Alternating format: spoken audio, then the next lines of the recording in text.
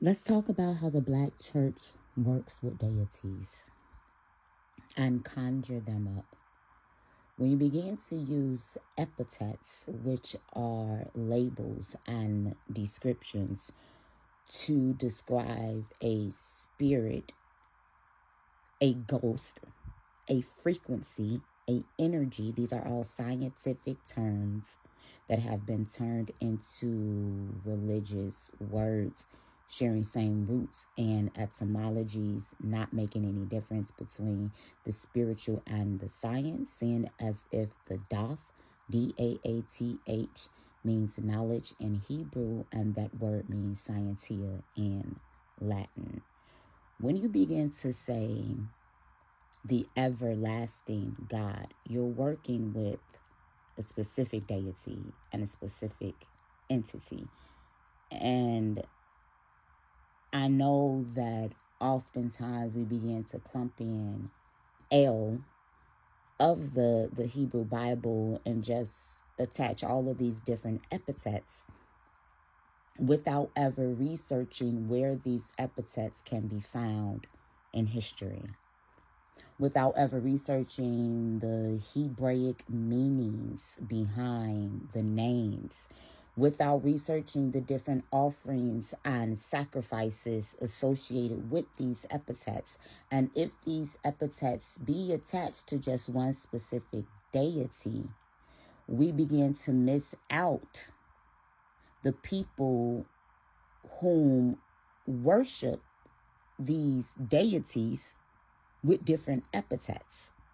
We have begun to remove the knowledge behind the ancient chemistry and the science along with our praise, and that's why our prayers fail to manifest.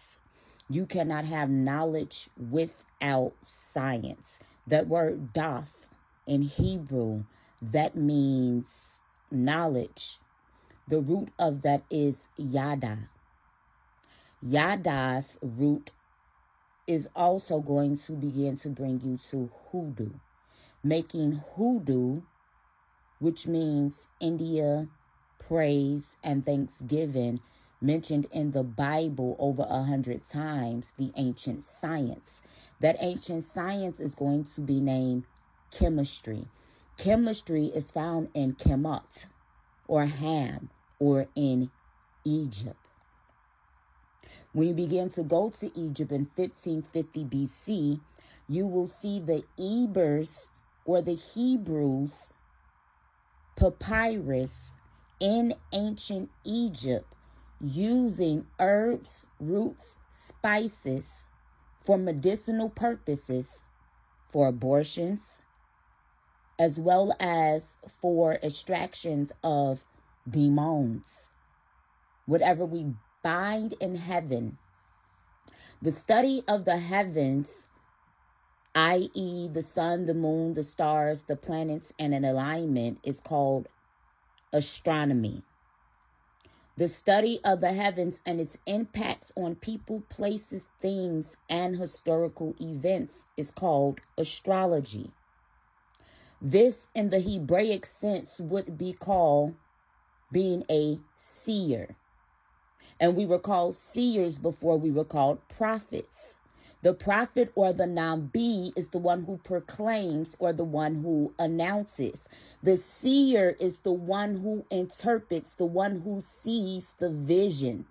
So without the seer, the prophet cannot fully function.